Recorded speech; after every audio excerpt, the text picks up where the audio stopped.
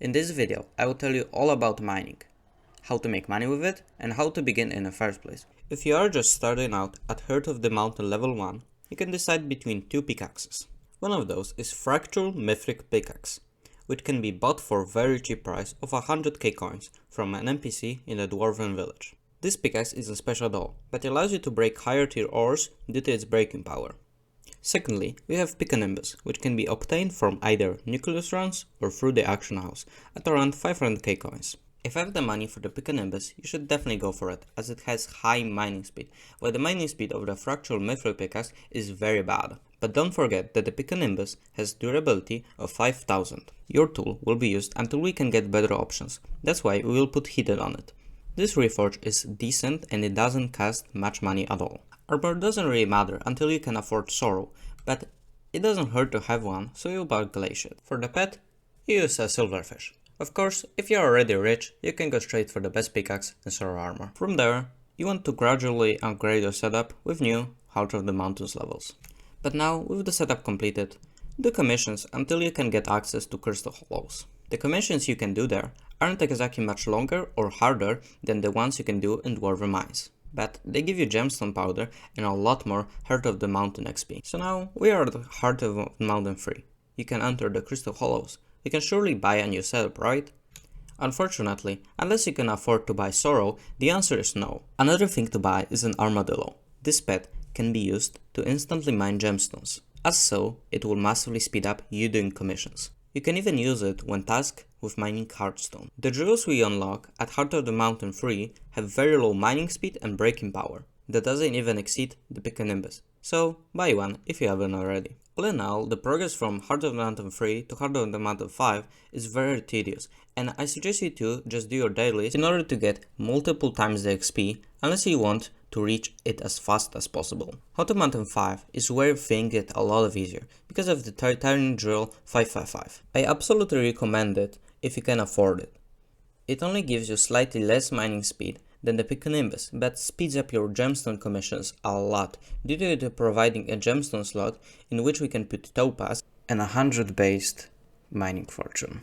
I know that it might be a big purchase, but it will be used throughout your entire mining journey. So if you do decide on buying it, make sure to put gems on it. Once you reach Heart of the Mountain level 6, you unlock the best budget mining tool called the Gemstone Gauntlet. It has 1600 base mining speed, infinite fuel, and all the gemstones are applicable to it. On top of that, it can be bought on the auction house for just 15 million coins. If you already own a 555 that you don't want to sell or want to upgrade into a 655, you can easily stick to it, as it is only marginally worse. Of course, if you are rich, you can go for the 655, as it is the best drill at this point. Another thing to remember is that medals can be applied to drills, so if you do have enough money, then you can buy them. But now for a little bit of strategy. While it's true it's possible you can find all the places you needed for commission, dig a tunnel between them and run from one to another, it is not the best strategy. It might be the best when having a max setup and experience that helps you find the structures fast. But with our current setup, the speed of digging a tunnel is extremely slow. Another thing is that not all important places spawn in a single lobby. So even after finding everything you could, you might still need to find the places you are looking for in another lobby. Another thing is that if you can't play 5 hours straight and you need to go in the middle of it, the lobby is reset, so all your progress will be void. That's why what I did was I was swapping lobby after every commission. If you use mods like SBE or SkyTools, you can maximize your efficiency by creating shortcuts for the commands like /hub or warp holes. Let's say I just completed a commission inside the Precursor Ruins and got a commission to kill slugs. I would leave the lobby and rejoin another one until I spawned in the jungle. From there, I would run around hoping to find slug spawning place, and if I don't find any, then I repeat the process. Another thing is that you unlock the Royal Pigeon only after 500 commissions, and when warping to Forge, there is a commission master nearby. The most important thing to remember about the strategy is that you should always avoid doing the main crystal commissions. They are slow, you need to spend money, and it's sometimes hard to find the structures you need. The only commission you should be doing are mining commissions and killing commissions. Despite that, you shouldn't do crystal commissions, you should still use structures to your advantages. Precursor ruins for killing automatons, jungle temple to kill slugs, Mines of Divan to mine jade, and a goblin queen for, well, that actually doesn't help us with anything, but you can use the king structure for killing goblins. Once you are done with Heart of the Mountain 7, you should probably start mining a bit of mithril. The money and the XP is decent, and you will get some power from it. After mining for a bit, you will be faced with a choice, depending on if you want to do ghosts or become a miner. Different strategy will be done. But now, let's go over the strategy you would want to use if you picked you want to do the ghosts. You would mine mithril until you reach mining somewhere around mining 55. At this point, the best course of action would be to get 100 million gold collection. It will help you massively through your entire journey and is extremely good for XP and money. The guide on how to mine gold best will be in my next video, tomorrow. After you are done with that, you should have around 300 million coins, which you can use to start doing ghosts. I actually made a guide about what you should do after this point. Link in the description. Now for the minus path. There's no saving coins in this path. You want to buy upgrades as soon as you can afford them, because it will help you gain more money in the future. What you want to do is mine mithril until you reach 4 million powder. This is enough to max out the dwarven mine trees. After that, you should buy a bell pet and start mining ruby. After a recent patch, it is way better than any form of mining. To be as efficient as possible, you need to find a good spot. Meaning, you need to find an area where many mines of ruby span close to each other. This spot has to be large enough to infinitely mine the ruby, so that the gems need to respawn fast enough. The best thing to do is finding your own ruby spot. However, if you don't want that much effort, you can use the coordinates in the description.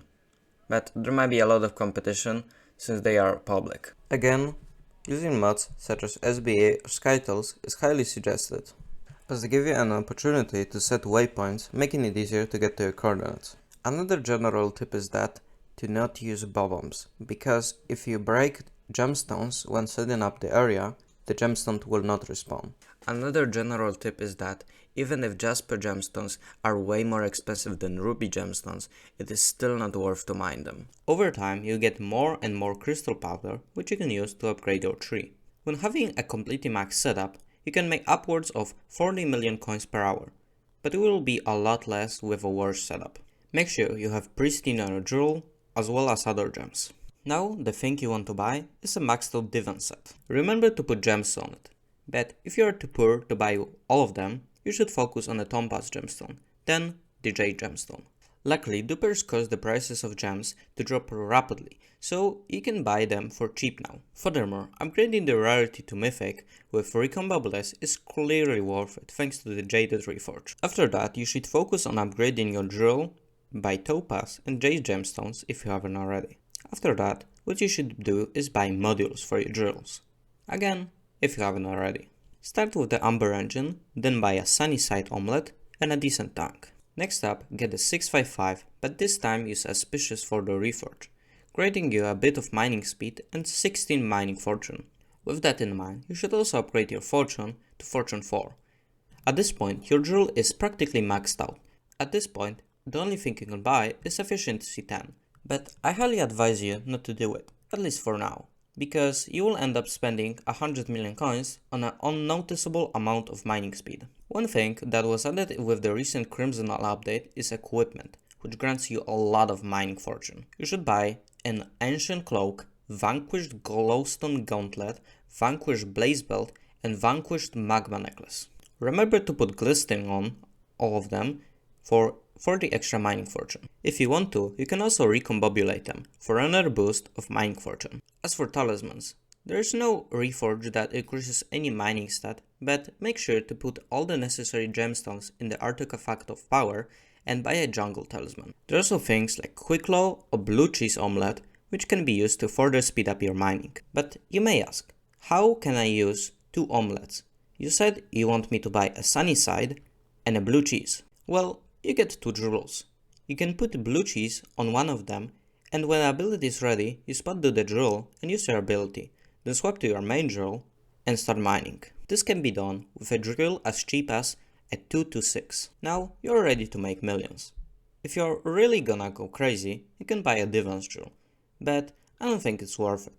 It only increases your money a bit, and it costs 4 times the price of a 655. I believe I cover everything from this point. Bye!